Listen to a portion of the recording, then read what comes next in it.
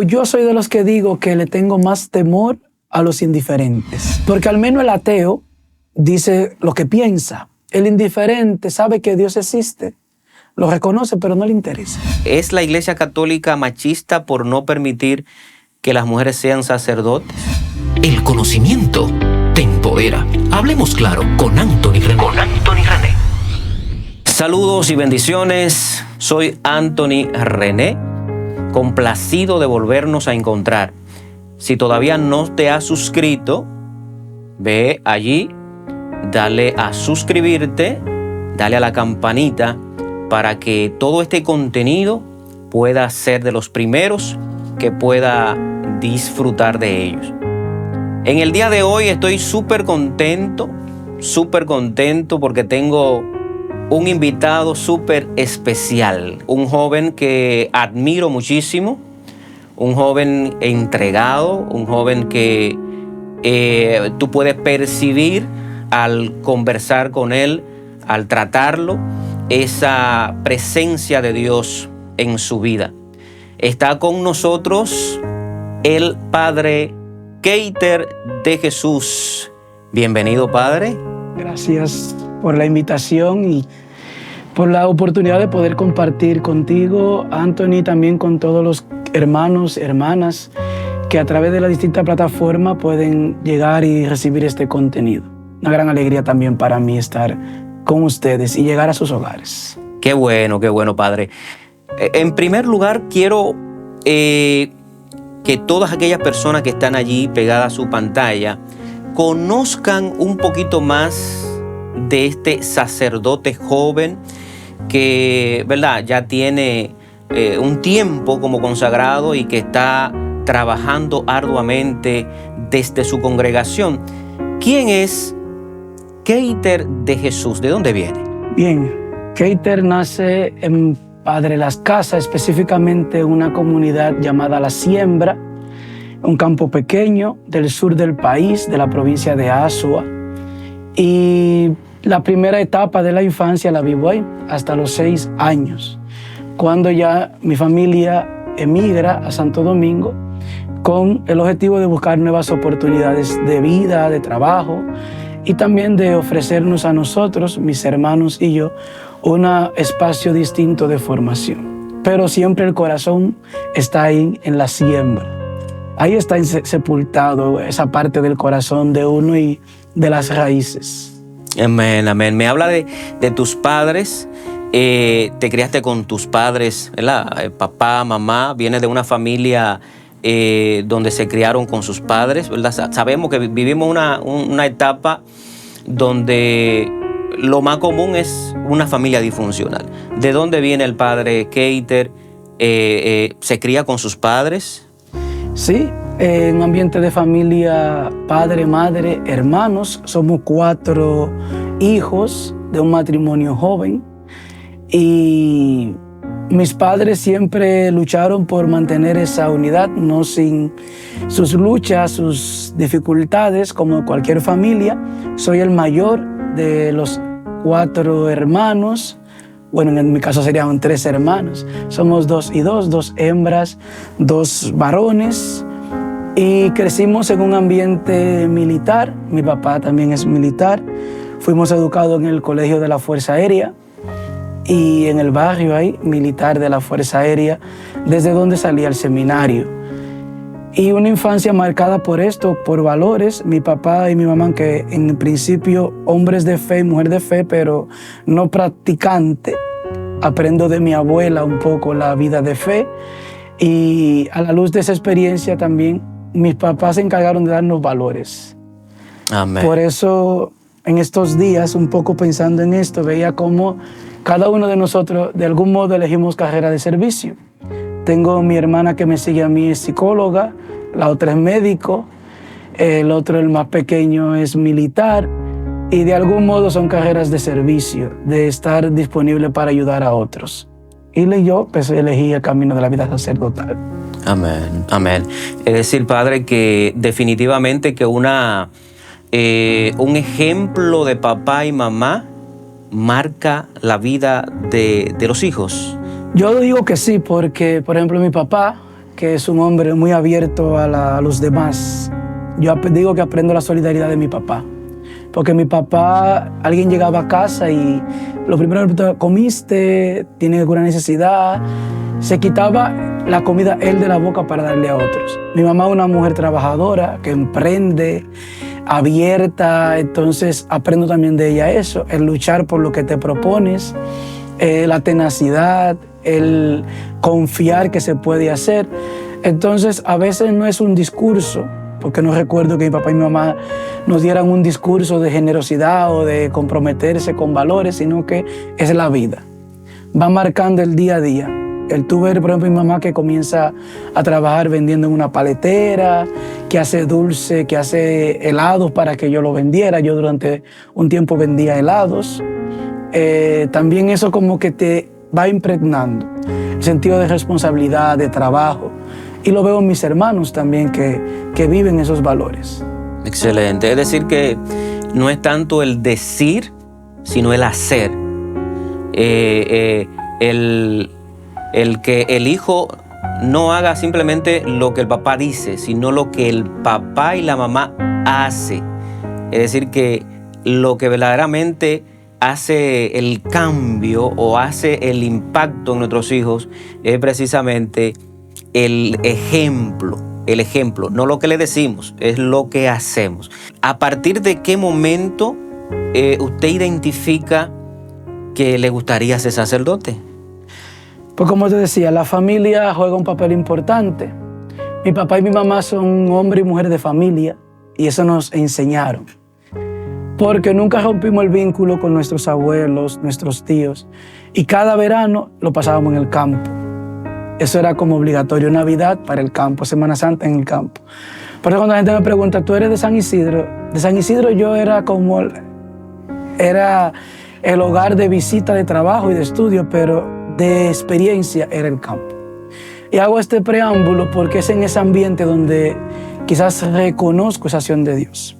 Para mí fue muy marcante mi catequesis de confirmación, que fue en el campo, en el verano.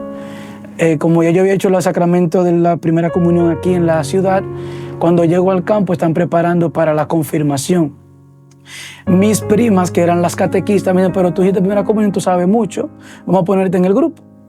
Y era una catequesis muy peculiar, que a mí me marcó, que era leer el libro de los Hechos de los Apóstoles. Nos reuníamos todas las tardes, a leer el libro de los Hechos de los Apóstoles y a comentar. Ese libro comenzó a poner en mí la experiencia de la primera comunidad cristiana, un anhelo. Un deseo de decir, ¿por qué nosotros no podemos ser como ellos? Comenzó a desafiarme también el testimonio del padre Juan Cárdenas, que era el párroco de la comunidad de San Isidro Labrador, allá en Guayabal, y mi parroquia, la capilla pertenecía a esa parroquia. Y yo decía, yo quería ser como ese hombre. Padre Juan iba a caballo a las lomas, iba así, junto al testimonio de las primeras comunidades. Y a los 12 años, tendría yo 13, 12 años, comencé a enamorarme de las primeras comunidades cristianas. Y luego como que le pone la cereza al pastel, el testimonio de Monseñor Grullón, que cuando llega a la comunidad tiene que llegar en un camión, y en la cola de un camión, se sube en un caballo, se sube en una palita para cruzar, porque el río había crecido, para irnos a confirmar. Y esa confirmación fue para mí la acción del Espíritu Santo que desencadenó lo que ya estaba previo, porque dice mi abuela que a los 5 años yo celebraba misa, bautizaba muñecas y todo esto, pero que para mí era desconocido. Esa es la acción del Espíritu Santo que pone en marcha todo. Como bien dice Jesús, el Espíritu Santo viene a revelarnos, a desvelarnos lo que estaba escondido. Y en la confirmación podríamos decir que Monseñor Grullón me da una palabra de conocimiento y me dice, tú vas a ser sacerdote, esa será tu vocación. Y me enamoro tanto que a los 13 años le digo a mi papá, yo quiero ir al seminario. Claro, eso va a implicar toda una historia, pero podemos marcar, y yo lo marco ahí, esa etapa, de los 13, 12 años en la catequesis de confirmación. Algo muy interesante, padre, que me llama mucho la atención. Usted dice, a mí me impactó el sacerdote de mi parroquia, sí, de esa comunidad. por algo impactó a ese niño en ese momento, ¿verdad? La vida, la forma, el testimonio que daba su sacerdote. En ese ámbito, viéndolo desde ese punto de vista, ¿usted entiende que el testimonio de vida del pastor, del sacerdote, impacta a sus ovejas? Sí, definitivamente nosotros como sacerdotes tenemos un impacto, y también la comunidad. Esos dos elementos impactan mucho a los que están fuera de la iglesia y a los que están dentro. Si encuentras una comunidad y un pastor cercano, eso te va. Y es lo que hemos visto en el testimonio de la primera comunidad cristiana. Dice el libro de los Hechos de los Apóstoles: mira cómo viven, mira cómo se aman, mira. Esa expresión es muy importante. Pablo VI en Evangelii Nuntiandi lo resalta como el primer elemento de la evangelización, el asombro. Gloria a Dios. El asombro. Dice, una comunidad que asombra, evangeliza. Cuando el pastor asombra positivamente, porque hay asombros negativos. Y podríamos quizás decir que el asombro negativo hasta eso Dios lo podría utilizar. Quizás un joven enamorado de Jesucristo, el asombro negativo de una persona diga, bueno, eso me va a impulsar para yo hacer algo distinto. Exacto. Quizás no sabemos. Así. Pero el asombro, en sentido general, sirve para llamar la atención, positivo o negativamente. Definitivamente nosotros, y yo lo decía hablando con alguien, la persona de Jesús, de algún modo, asombra. Y tiene que generar una postura, bien sea positiva o negativa. Creer o no creer, pero no puede permanecer indiferente. Yo no puedo tener un contacto con las Escrituras y con una persona que dice transmitir a Cristo y quedarme igual. Tiene que generar algo. Así es. Y eso lo digo por la experiencia que tuve y que voy teniendo cada día. Y eso en las personas que viven la fe. Generan algo, provocan. Amén. Definitivamente, totalmente de acuerdo con usted, padre. Usted dice que a los 13 años se acerca a su padre y le dice: papi, mami, yo quiero ir al seminario. ¿Cómo fue esa reacción de sus padres cuando le escuchan decir eso? Bueno, cuando yo llego, mi papá y mi mamá tuvieron en la confirmación, se van adelante, pues tienen trabajo, nosotros nos quedamos. Sigue animándose la llama. Cuando yo llego a San Isidro, llego con mi plan hecho. El plan era que estábamos en verano, ese mismo año yo podía entrar al menor, seminario menor en Buen Pastor en Asua. Llego con esa idea. Mi papá me dice: no, tú tienes 13 años, tú eres menor de edad, aquí tú tienes una buena educación, no es tiempo de tomar decisiones. Y me dice: cuando tú llegues a los 18 años, tú tomas tu decisión. Pero no vamos a arriesgar una formación que tienes ahora para irte a Asua, y no por hablar mal de la formación de Asua. Él entendía que irme de la ciudad a una provincia a estudiar iba a bajar el nivel. Estaba en un politécnico, yo hice politécnico en contabilidad, o sea que me daba las oportunidades que, si no era mi vocación, formarme bien. Exacto. Y llegamos a una conclusión de que era: terminas el bachillerato y después decide lo que quieras hacer. Esa fue como la salida salomónica. Nunca se opusieron, no puedo decir que dijeron no.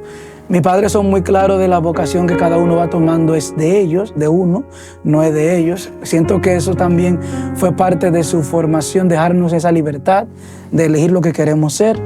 Mi papá nunca me dijo: yo quiero que tú seas tal cosa o esto, lo otro, sino que apoyó siempre, y mi mamá, lo que uno quisiera. Y nunca se me olvida cuando llegué a los 18 años, que le dije antes de los 18, porque ahí conocí la comunidad donde entré, cambió todo el esquema.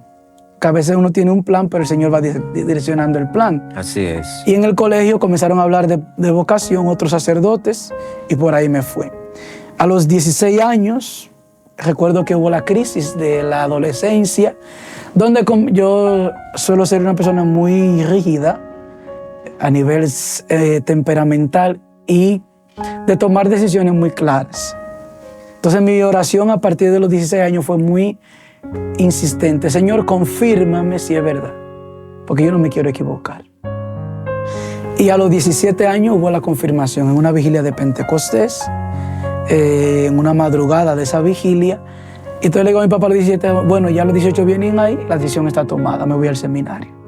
Terminé el bachillerato un día 12 de agosto y un día 14 de agosto entré al seminario. Con 18 años, tenía un mes que había cumplido 18 años. Gloria a Dios, gloria a Dios. Es que cuando hay un llamado de parte de Dios, pues, bueno, no hay forma de cambiar eso cuando el Señor manda. Un joven de 18 años tiene amigos y compañeros de colegio, amigos y compañeros quizás del grupo de jóvenes de la parroquia. ¿Cómo reaccionan ellos cuando saben su decisión de entrar al seminario? Eso fue ya a los 17 años. En la escuela el nombre cambió, me decían el Padrecito. Comenzó ya por ahí. Había mucho respeto, siento que era mucho respeto, admiración. Y paradójicamente, personas que yo creía que eso no le afectó, ahora de sacerdotes, son los que mantengo relación y como que han buscado, cuando se sienten una necesidad, me llaman. Hemos mantenido como esa unidad. Siento el apoyo de mi comunidad, de los compañeros de grupo de jóvenes. Era como un ambiente tan de Dios, porque era que todos te apoyaban. Recuerdo que en la graduación del bachillerato me tocó hacer el discurso de cierre, de promoción, y el lema fue el Padrecito, todavía por ahí anda ese video. Y como cuando me ofrece el jefe de Estado Mayor de ese momento de la Fuerza Aérea, que me va a dar una computadora, los muchachos le vocean, él se va para el seminario. Entonces le pregunté, ¿en el seminario aceptan computadora? Yo le digo, claro que sí. Es decir, como que para mi ambiente me sirvió de gran apoyo. Qué bueno. Sentir como los demás te apoyan, se alegran contigo, están contigo ese día, muchos amigos que estuvieron presentes ya que entré al seminario, y a la vez te crean un compromiso. Y pienso que en una comunidad parroquial y de amistad eso es muy importante.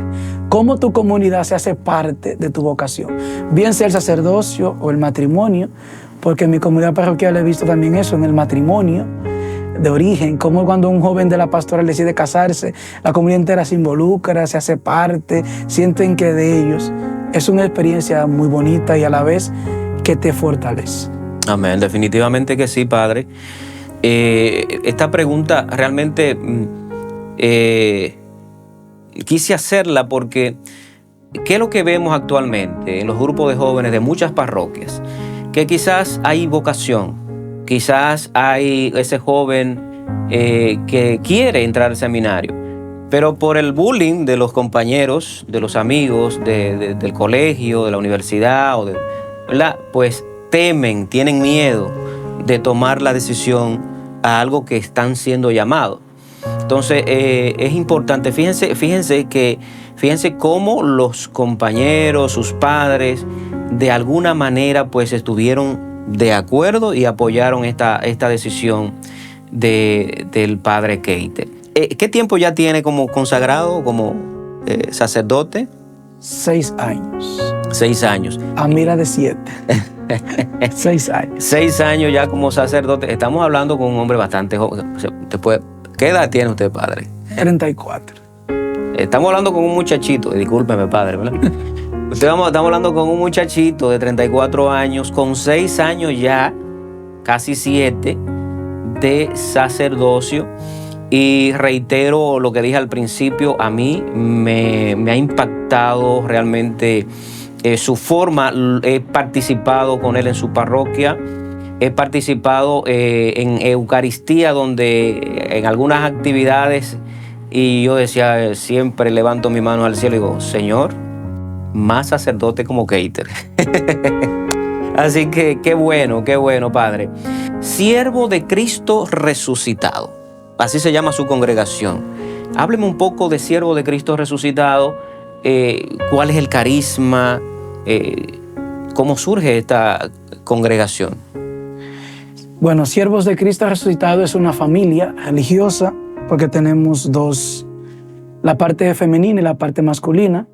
Primero nace la parte femenina hace 25 años en el sur del Bronx, en el Centro Católico Carismático. Ya los Siervos de Cristo resucitado, como parte masculina, nacemos el 8 de septiembre del año 2005, pero en otro centro católico carismático, el de Santiago. Santiago, República Dominicana. República Dominicana. Como experiencia de lo que las hermanas vienen haciendo en el centro carismático y como el sueño de nuestro fundador, Monseñor Josué Iriondo, que es obispo emérito de la Arquidiócesis de Nueva York y que en su trabajo con la Renovación Católica Carismática veía esta necesidad. Los siervos nacen como para ser testigos de Cristo resucitado en el gozo del Espíritu Santo en la iglesia y en el mundo. Esto se traduce en un servicio pastoral que se preocupa de la persona.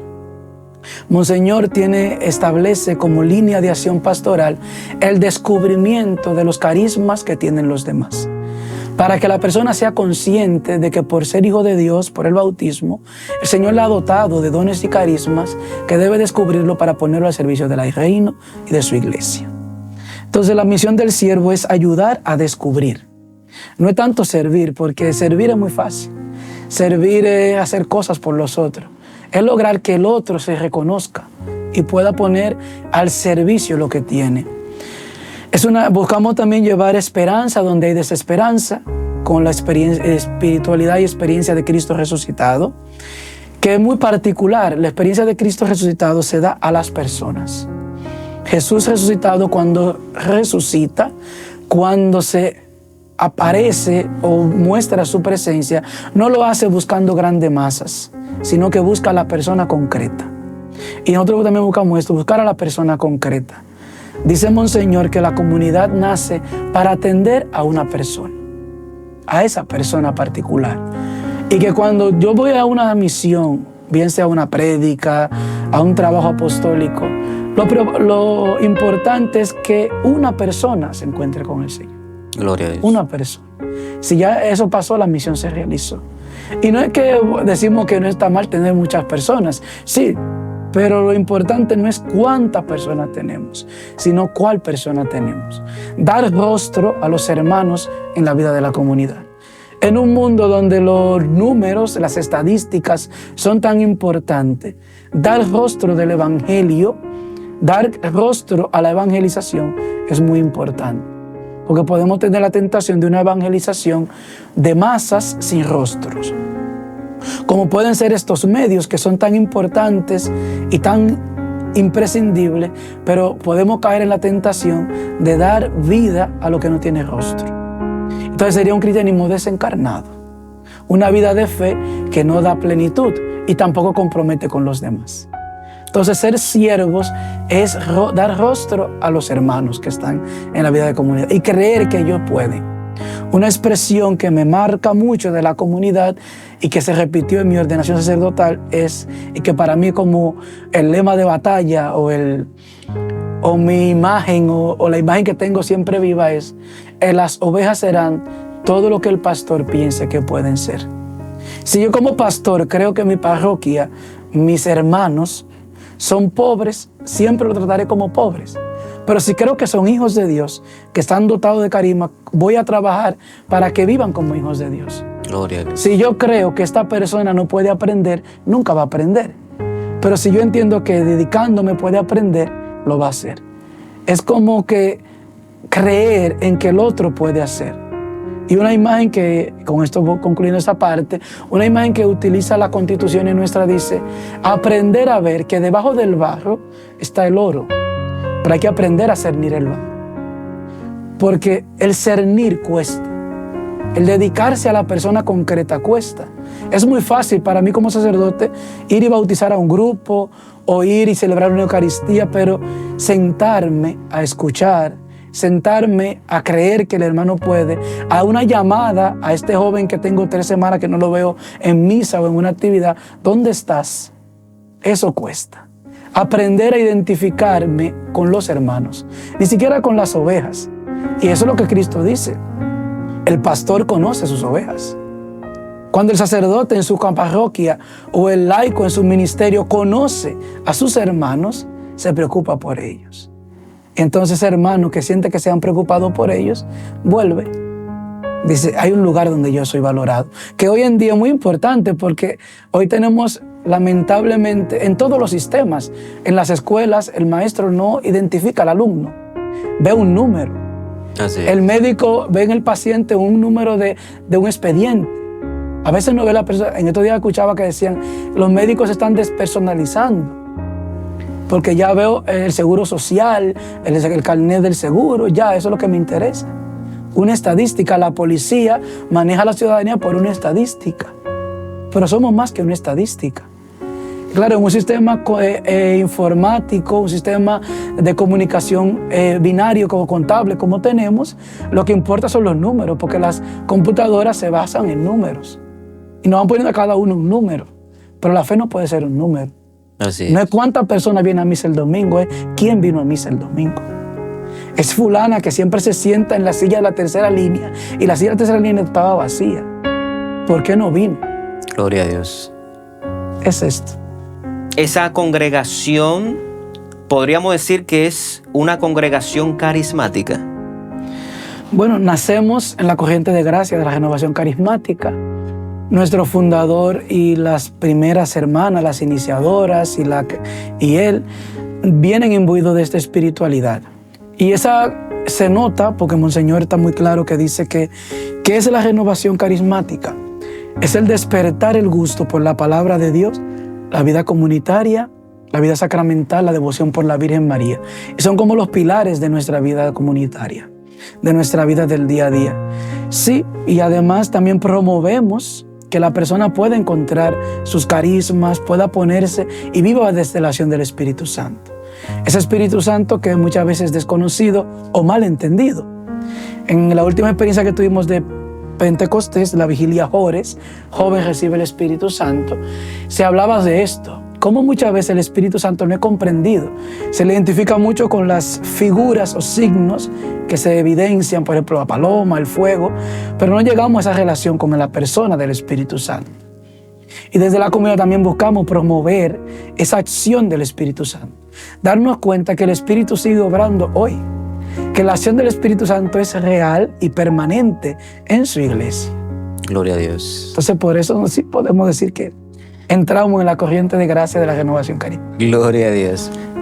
Sabe, en más de 20 años que tengo sirviendo al Señor a través de la música, a través de la palabra, a través de la prédica, a lo largo del tiempo orábamos mucho, decíamos, qué interesante sería ver una congregación de sacerdotes y monjas que sean carismáticos, o sea, que provengan de esa y qué bueno.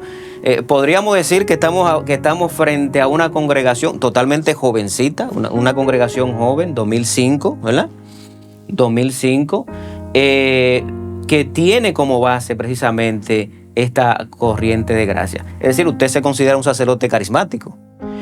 Bueno, todos los sacerdotes son carismáticos, aunque a algunos quizás les cuesta decirlo, sí, porque por la acción del Espíritu tenemos los carismas. Amén, así es. Y una vez escuchando a Monseñor de la Rosa, que fue quien nos acoge también en Santiago, en su momento, como cuando era arzobispo, decía Monseñor de la Rosa, es que si no creyésemos lo que dice Jesús en el Evangelio, yo te doy la potestad de orar por los enfermos, te doy la potestad de expulsar demonios, pero a veces no lo creemos.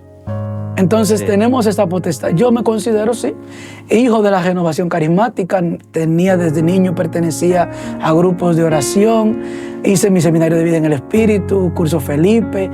Esa experiencia que nos ayuda a vivir desde el Espíritu Santo. Y sí, trato cada día de renovar esa acción del Espíritu, de orar. En la comunidad, lo primero que hacemos antes de orar laudes es la invocación del Espíritu Santo cada mañana. Y una vez alguien nos decía, ¿por qué ustedes invocan el Espíritu Santo todos los días? Y nosotros decíamos, porque comemos todos los días, porque todos los días tenemos... Y no es que es una rutina el Espíritu Santo, es hacernos conscientes de la acción del Espíritu Santo. Monseñor Jonas Abid, que fundó la Canción Nueva en Brasil, decía en su testimonio que él todos los días dedicaba 1 hora a invocar el Espíritu Santo antes de comenzar su trabajo. Y la iglesia, que es madre, maestra y es tan sabia, desde siempre nos ha mostrado eso. En los momentos trascendentales de la iglesia, lo que preside todo es la acción del Espíritu. Amén. Antes del cónclave se invoca una misa votiva al Espíritu Santo. Antes de un sínodo, una acción de invocar al Espíritu Santo. Porque es el que guía a la iglesia. Entonces, si guía a la iglesia y la iglesia, guiada por él, ha permanecido tantos siglos, yo, que estoy en medio de la iglesia, tengo que invocarlo todos los días para responder a la acción del Señor. Gloria. Y además que una sugerencia del apóstol San Pablo. Porque dice que no sabemos orar como conviene, que tenemos que invocar al Espíritu Santo. Amén. Entonces creo que, y más que invocarlo, yo creo que el desafío que tenemos a nivel espiritual es poder llegar a comprender que el Espíritu Santo es una persona de la Trinidad. Gloria a Dios. Todavía creo que muchos no lo entendemos esto. Lo vemos como un instrumento de la Trinidad, como el que hace cosas. Pero el Espíritu Santo es una persona y tenemos que aprender a hacer una relación con él. Gloria a Dios. Para mí es un desafío muy grande, porque tenemos un desafío con el Padre, sabemos quién es un padre, tenemos relaciones con un hijo, sabemos quién es el hijo y todo esto, pero a veces cuando decimos, y una relación con el Espíritu Santo, él me da los dones, me da carisma, me da esto, es como el que da cosas, Así es. pero es una relación con él que hay que llegar a tener. Amén, amén. Bueno, padre, una pregunta, vamos a decir que casi obligatoria para un sacerdote joven. ¿Está usted de acuerdo con el celibato en la Iglesia Católica para el sacerdote como tal? Sabe que es un tema de mucho debate por muchos años, ¿verdad? E incluso recientemente el Papa hacía mención sobre esto, porque usted sabe que los periodistas es lo primero que le lanzan. Pero ¿qué piensa usted sobre esto? De acuerdo 100%. Porque no lo veo tampoco en un sentido funcional. Mucha gente cuando defiende el celibato habla que tendrán más tiempo para dedicarse a esto, más tiempo para aquello. Lo veo como un sentido de consagración y de plenitud del encuentro con Cristo. No quiero decir que el que se casa no tiene plenitud del encuentro con Cristo. Cada uno tiene su propio llamado. Y cuando uno decide, en el caso mío, vivir una vida de castidad o de celibat o celibataria, estoy diciendo que yo quiero consagrar lo que yo soy a Cristo. Es un sentido de unión íntima con Él. Y más que verlo como una función, lo veo como lo que le da razón de ser a mi existencia. Ahora, cuando alguien me dice, no, es que la iglesia obliga, a mí nadie me obligó a ser casto. Es una opción que yo hago de vida. Y en esta opción de vida yo me planifico. No es que yo no tengo sentimientos, no es que yo no percibo. Al contrario, tengo sentimientos, tengo emociones. Y esas emociones son llevadas desde otra dimensión. Cuando alguien me dice es imposible, yo digo que no somos animales. Es posible. Lo que pasa es que en una cultura donde la sexualidad ha sido instrumentalizada, se ve el celibato como algo contracultural. Se ve el celibato, la castidad, incluso los 3 votos evangélicos. El decir que tú eres pobre, casto y obediente es algo contra cultura. Claro. Porque la cultura de hoy que promueve consumismo, promueve una libertad absoluta que llega al libertinaje, donde no puede entrar ninguna obediencia, y promueve una libertad sexual donde todo está sexuado. Pero no sexuado, pero no quiere decir sexualizado. Puede ser que todo esté sexuado, pero al final no existen relaciones de sentimiento de unidad plena. El sexo hoy se ve como una función. En estos días escuchaba que algunas universidades decían que el sexo era un deporte y que pronto habría unas olimpiadas de no sé qué cosas, se inventarían. Entonces, ver cómo la sexualidad, hoy dicen que no, que han descubierto la sexualidad. Yo creo que hoy están maltratando la sexualidad, porque la están diluyendo y le están limitando de lo que ella es. Que ella, toda esa fuerza que tiene el hombre como ser sexuado y que puede ponerla a disposición de muchas cosas. Entonces para mí el celibato nos ayuda a vivir en esa consagración plena de donación al Señor y de realización del ser humano. Yo me siento plenamente realizado. Gloria a Dios. No me hace falta nada. Recuerdo en una entrevista que le hacían al Papa Francisco, donde una joven también le hacía mención sobre que califican a la Iglesia Católica como machista porque no permiten que las mujeres sean sacerdotes o sacerdotisas, no sé cómo le llamaría, ¿no? Pero, ¿qué piensa usted al respecto, padre? ¿Es la Iglesia Católica machista por no permitir que las mujeres sean sacerdotes? Este concepto es la iglesia machista. Tiene muchos aristas. Y una de las primeras es que confundimos muchas veces la doctrina de la iglesia con las costumbres de épocas y con las prácticas. Es que desde siempre la iglesia ha sido machista. Venimos de una cultura machista. Tan machista que era la cultura que en el Imperio Romano se alegraban cuando nacía un niño y a la niña lloraban cuando nacía una niña o incluso la mataban. Tenían infanticidios de niñas porque a los romanos no les interesaba. Y el caso épico de cuando invaden un pueblo, Roma, para buscar a los niños de ese pueblo porque no tenían niñas. Es decir que, y entonces tú encuentras la doctrina de la iglesia en ese contexto, en el libro de los Hechos de los Apóstoles, como hay comunidades dirigidas por mujeres. En esa era contracultura. Lidia era una mujer que dirigía una comunidad. Después tú tienes también que los primeros diáconos que se instituyen en la iglesia para atender a las viudas. Hay una preocupación, los evangelios nunca callan la presencia de las mujeres en el grupo de Jesús. De hecho, la primera testigo de la resurrección es una mujer. Y el evangelista no mutiló esa parte del evangelio. Es decir, que la doctrina nuestra, si hablamos de doctrina, de fundamentos bíblicos, la mujer ocupa un papel importante. Ahora, me dicen, las cartas de San Pablo, que tienen un fundamento machista. Pablo era muy machista. Es una cultura. Algunos biblistas dicen que los añadidos de las cartas de Pablo, donde habla de la mujer que tiene que someterse, son añadidos culturales, porque las mujeres estaban al frente de las comunidades y en esas comunidades los hombres veían que era mal. Los hombres estaban viendo que la mujer no podía ir porque le estaban dando mucho poder, o decir de alguna forma. Ahora estamos en una cultura distinta, donde la mujer es valorada, y qué bueno, donde la mujer es puesta en su lugar y declarada que está en igualdad de condición que el hombre, de derecho, de dignidad, y eso es bien.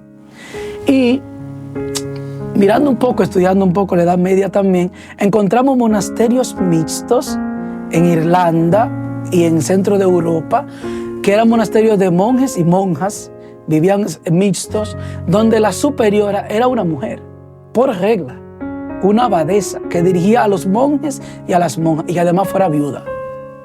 O sea, que supiera administrar. Eso nos habla de una práctica de la iglesia no tan machista como han dicho. La misma Didache defiende que no se maten a las niñas. ¿Y cuál es el problema cuando me dicen frases como esta, que las mujeres no pueden ser sacerdotes?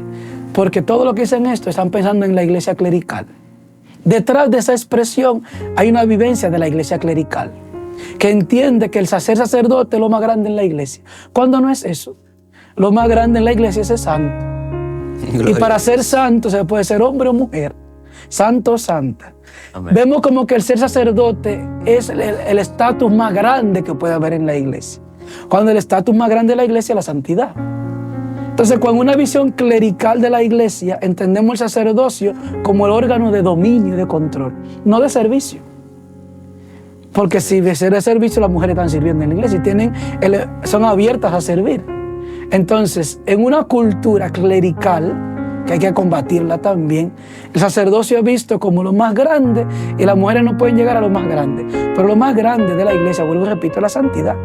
Y las mujeres tienen abiertas la puerta para ser santas. Gloria a Dios. Sí es cierto que en algunos momentos en la iglesia pueden haber, por influencia de la cultura, decisiones y actitudes contra la mujer. Pero sin embargo encontramos muchos testimonios mayores, diría yo, de respeto, de valorar. Por ejemplo, hay un papa que tenía una monja que era su asesora, la monja la Beata Pascualina, que era la que le acompañaba, la que le asesoraba. ¿Cuántas mujeres han estado? Y dirán, no, pero el que saliera el papa. Porque a la iglesia no le interesa quién salga, es quien haga el servicio. Así es. Mientras estemos buscando servir para estar al frente de las cosas, y vuelvo y repito, ver el sacerdocio como un punto de llegada y de poder, entonces será machista. Pero cuando veamos el sacerdocio como servicio, como camino de santificación, las mujeres también lo tienen. Y lo hemos visto en la iglesia, muchas mujeres santas.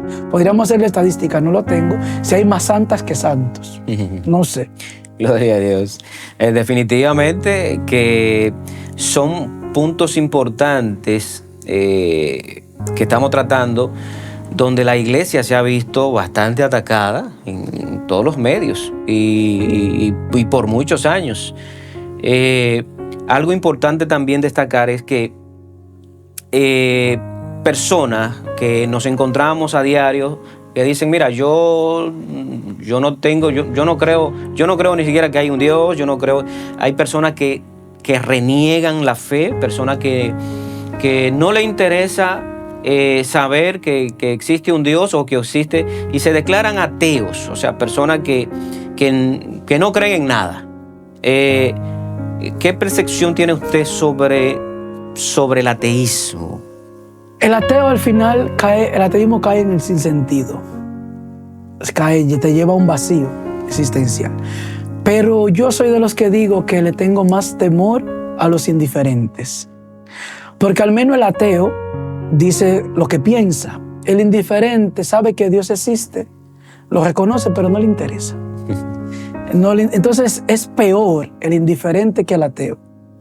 Porque el ateo de algún modo, si es ateo realmente, según dice, habría que ver si hasta dónde es ateo. Porque le lleva esa preocupación de negar a Dios, de algún modo le conduce a él. Pienso también que hoy en día, tú dices, crece el ateísmo, pero también en la experiencia de Europa, que en esto hablábamos hace un tiempo con nuestro fundador, de parroquias que están pidiendo carta de apostasía para negar la fe. Decía él, para mí es un evento muy importante que alguien que dice ser ateo vaya a una parroquia, llene un formulario, se detenga en una oficina a esperar una respuesta, porque quiere una carta que diga que ya no es cristiano. Es porque valora eso. De algún modo valora eso, porque si tú no valoraras eso, no vas a hacer un proceso para que te digan que tú no eres de eso. Hasta cierto punto el negarlo lo valora. El negarlo le da un sentido de que tanto que niego, cuando ve puede haber algo. Entonces pienso, para mí la preocupación mayor de la iglesia no tendrían que ser los ateos, sino los indiferentes. Esos que han crecido en la iglesia, que han sido acompañados de la iglesia y que hoy en día viven como si no le interesara la iglesia. Que eso sí está creciendo bastante. Eso crece bastante. Son los que viven los sacramentos socialmente, son los que viven una fe social, pero esa fe no llega al corazón. Para mí son peores. Son los que incluso bautizan a sus hijos para salir de eso. No sé si es la cultura. Voy a bautizar a este muchacho para salir de eso. Cuidado, usted no está saliendo de eso, usted está entrando en eso. Y eso sería un tema bastante amplio de tratar. Yo, por ejemplo, te digo, en eso. Yo respeto a los ateos y me maravillo de que alguien pueda decir que Dios no existe, viendo a Dios tan presente en este mundo. Pero me preocupan los indiferentes. Gloria a Dios. Porque de algún modo tuvieron una experiencia con el Señor. Hay que preguntarle qué ha pasado en esa experiencia, que ahora tú vives como si esa experiencia no existiera. Según su carisma, estos 6 años de experiencia como sacerdote, ¿cuál es el papel real que entiende usted que debe jugar el sacerdote frente a su comunidad? Primero, entenderse que es parte de la comunidad, que es un hermano. Cuando yo no me entiendo como hermano, que siento que estoy por encima, entonces ya no soy miembro de esa comunidad. Yo jocosamente suelo decir cuando la gente dice, ¿cómo está el pueblo de Dios? Y nos excluyen a nosotros, entonces ¿yo qué soy? Yo también soy pueblo de Dios. Y dice el prefacio de ordenación, uno del pueblo, elegido entre el pueblo para servir al pueblo. Elegido entre el pueblo para servir al pueblo de Dios. Primero, entenderme como hermano. Segundo, reconocer que mi lugar en la comunidad, más que hacer cosas, es presencia. Es que sepan mis hermanos que cuentan con otro hermano que está ahí para cuando ellos le haga falta. Para celebrar los sacramentos, para celebrar la alegría, para llorar con ellos, para estar en la enfermedad. Tienen a un hermano que ha decidido dar todo su tiempo para estar disponible para ellos. Para mí eso es fundamental. Y ahí sigo mucho lo que dice San Alberto Hurtado. Cuando en esa experiencia que él llega a la oficina parroquial y la secretaria, muy buena ella, le pone un letrerito y dice los horarios en que atiende el sacerdote, de tal hora a tal hora, tal hora a tal hora. Él le dice, mira, muy bonito el letrerito, pero quita los horarios y pon horario en el que atiende el sacerdote siempre. Nos hemos dejado las preocupaciones quizás de un trabajo formal a nivel civil o a nivel de secular para dedicar todo el tiempo a estar disponible para los hermanos, confiados en que esos hermanos corresponderán. Y a mí no me asusta. Si un día tengo que pasar hambre, lo pasaré, porque me conviene quizás. Pero yo sé que si atiendo a mis hermanos no me van a dejar sufrir ninguna necesidad. Gloria a Dios. Y después también el ser presencia, esa presencia constante. Y el tercer elemento que yo considero que un sacerdote de frente a su comunidad tiene que mantener es saberse que él presenta el rostro de Cristo en esa comunidad. En la última ordenación que tuvimos de la comunidad, Monseñor decía enfáticamente en la homilía, no es que ustedes son otro Cristo, es que ustedes son Cristo en esa comunidad. Bendito Dios. No es que tú eres el rostro de Cristo, es que tú eres Cristo. Pero la gente dice, ay, se le va a subir a la cabeza que son Cristo. Es que cuando tú eres Cristo no se te sube a la cabeza. Porque Cristo no es una figura de poder, es una figura de servicio. Cristo vino a servir. Y eso es lo que hacemos. Esos tres elementos me parecen fundamentales. Y último, yo sé que el tiempo va, último, aprender de tus hermanos.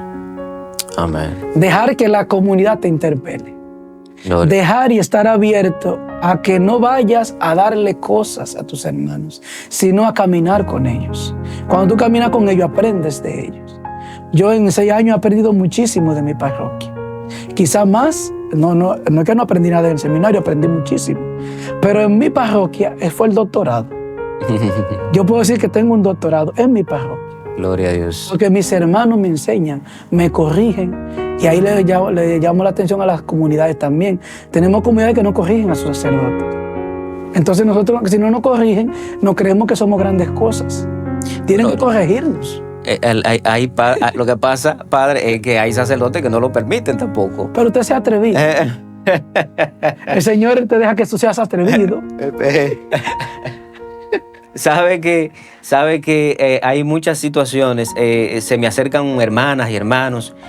Mira, yo quiero acercarme al sacerdote para plantearle algo y literalmente, padre, tienen miedo de acercarse a su sacerdote. Y sé que hay muchas personas que están viendo esta entrevista que saben de qué le hablo. El sacerdocio o el sacerdote, como bien lo dice el Papa Francisco, debe ser cercano a sus ovejas, cercano.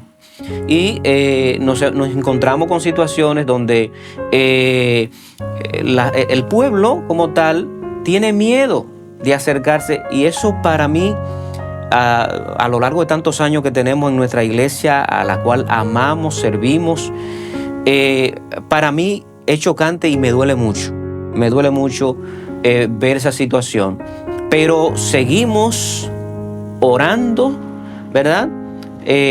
Por todos nuestros sacerdotes. Sabemos que es una labor bastante ardua. Y fíjense, aquí tenemos al padre Keiter de Jesús, 34 añitos, 6 años como sacerdote. Y fíjense, su parroquia, ¿cómo se llama su parroquia, padre? San Juan Bautista. San Juan Bautista, su parroquia. Pero tiene 17 capillas. 17 capillas que pertenecen a esa parroquia. Y él es un solo sacerdote. O sea que es una labor bastante ardua. Padre, para terminar, me gustaría qué consejo, qué exhortación le hace a todos los jóvenes que están viendo este conversatorio, que en algún momento han sentido el llamado a ser sacerdote, a servir, a unirse a la iglesia, y que tienen miedo. ¿Qué usted les recomendaría? Bien, antes de la recomendación, decir algo breve de lo que he dicho, de la parroquia, la magnitud. Cuando tú trabajas como hermano en medio de la comunidad, no tiene problema de la magnitud de la parroquia, porque al final son los hermanos que hacen. Gloria a Dios. El sacerdote está ahí para dirigir la orquesta, para hacer que todos hagamos. Entonces, muchas veces creemos que nosotros hacemos, y en eso hay algo que a mí sí me molesta. Y a algunos hermanos le he llamado mucho la atención. Cuando me llaman y me dicen, padre, disculpe, pensé que lo estoy molestando, que usted está muy cansado. Y ¿quién te dijo a ti que yo estoy cansado? Hoy vivimos en un síndrome del cansancio. Que estás cansado. ¿Por qué estoy cansado? Si cuando lo hago la cosa con pasión no me canso. Dice Santa Teresa que el que anda en amor ni cansa ni se cansa. Entonces es dejar que los hermanos hagan. La vida de una parroquia, por más grande que sea, cuando tú dejas que los hermanos hagan, florece. Porque cada uno va asumiendo responsabilidades. Y la obra se hace. El mensaje para los jóvenes es que no tengan... El miedo es lo mejor que hay en la vocación sacerdotal. Cuando alguien me dice que tiene miedo, digo, bueno, qué bueno que tienes miedo. Porque si no tuvieras miedo, indica que no hay vocación. Porque el que cree que puede ir por su fuerza, entonces fracasa. Si nos damos cuenta, en toda la Escritura, todos los llamados por el Señor tenían miedo. Un miedo santo es necesario. Yo tengo miedo. Hay veces que oran y dicen, Padre, vamos a orar para que se le quite el miedo a la gente. No. Ore para que tengan miedo. Miedo de sus debilidades. Tengo miedo de fracasar en mi pecado. Tengo miedo, pero también entonces a ese miedo se me une una convicción. Cristo me está llamando, Él va a hacer la obra. No es mía. Entonces, cuando tú miras la vocación sacerdotal y tienes miedo, es el mejor indicio de que hay vocación. Es el mejor elemento para discernir la vocación. Así que a ti que tienes miedo, tienes vocación entonces. Tienes un llamado. Ahora, lo que tienes que ponerle al lado de ese miedo, la certeza de Cristo, yo te he llamado. Y cuando se une la certeza de Cristo a ese miedo, entonces florece una vocación. Esos dos elementos son muy contradictorios, pero son lo que generan una vocación. Y después saber que yo me hice sacerdote no para toda la vida. Porque los jóvenes de hoy tienen miedo a las cosas que para toda la vida. Entonces yo de Juan 23 aprendí eso. Yo soy sacerdote por un día. Y cada mañana cuando me levanto digo, Señor, concédeme tu gracia solo hoy y nada más. Ya mañana será otro día. Como le digo a los matrimonios, casarse por un día. Y no es que ahora estoy diciendo que esto no es para toda la vida y que mañana voy a dejar de ser sacerdote. No, es la gracia del día. La iglesia vive en el hoy.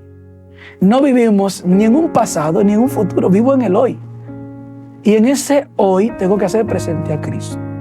Esa ejaculatoria, nosotros de Juan 23, la repetimos en la comunidad cuando se toca la campana en la mañana para levantarnos. El que está de liturgia esa semana tiene que repetir en el pasillo esa ejaculatoria 7 veces. Para que cuando me despierto me acuerde de eso. Solo hoy y nada más. Y cuando vivimos del hoy, entonces vivimos abiertos al reino. Porque trabajamos por ese día, por el reino. Hay una expresión de las constituciones nuestras que a mí me marca también. Bueno, me marca todas las constituciones, pero esas expresiones como que son muy lapidarias. Dice, trabajamos por un proyecto eterno, pero tenemos poco tiempo para lograr. Así que tú, joven, que tienes esa inquietud vocacional, no le dé largas, porque el proyecto es hoy que tienes que responder. Hoy. Confía. Padre, y si no es lo mío, lo descubrirás si no es lo tuyo. Pero date la oportunidad de un discernimiento vocacional, de ser acompañado, y al final dirás si es o no es, y ya he descubierto. Pero no, el miedo es muy bueno. Así que tengan miedo. Algo importante a resaltar es que el padre Keiter está al frente del seminario de su congregación aquí, ¿verdad? Siervo de Cristo resucitado, padre. ¿Y cómo hacen los jóvenes si dicen, bueno, me gusta ese carisma que tiene esa congregación? ¿Cómo hacen para, déjame acercarme a esta nueva congregación? ¿Cómo lo hacen? Bien, pueden llamar, pueden escribirnos también a través de nuestras redes sociales, Siervos de Cristo Resucitado. Entonces hay un proceso que se llama círculos vocacionales, que son abiertos, se hace un año completo, mensualmente un fin de semana, y hay unos elementos que vamos acompañando para la persona mirar si tiene la vocación. Unas fichas, unos trabajos, unos temas, y luego de ese año se le motiva al candidato a que tome una decisión. O algunos dicen, no, yo quiero un año más, o quiero 6 meses más. Y entonces entran a un proceso de acompañamiento ya interno, que dura 8 años, 4 años de filosofía, 4 de teología y 1 año de noviciado, 9 años. 9 años. Padre, muchísimas gracias. De verdad que ha sido una grata conversación. Súper contento de tenerlo con nosotros por acá. Y esperemos en Papá Dios que no sea la última, ¿verdad? Que sea la primera, pero que no sea la última. Así que gracias por acompañarnos, Padre. Gracias por la invitación y esperando en el Señor que esto sirva para motivar y para hacernos cuestionar a nosotros mismos también, cómo vamos acompañando y cómo vamos respondiendo a lo que el Señor nos va pidiendo, a la voluntad de Dios sobre todo. Reiterándoles las gracias al Padre Keiter por estar con nosotros y a ustedes, compartan este contenido. Hasta la próxima. El conocimiento te empodera. Hablemos claro con Anthony René.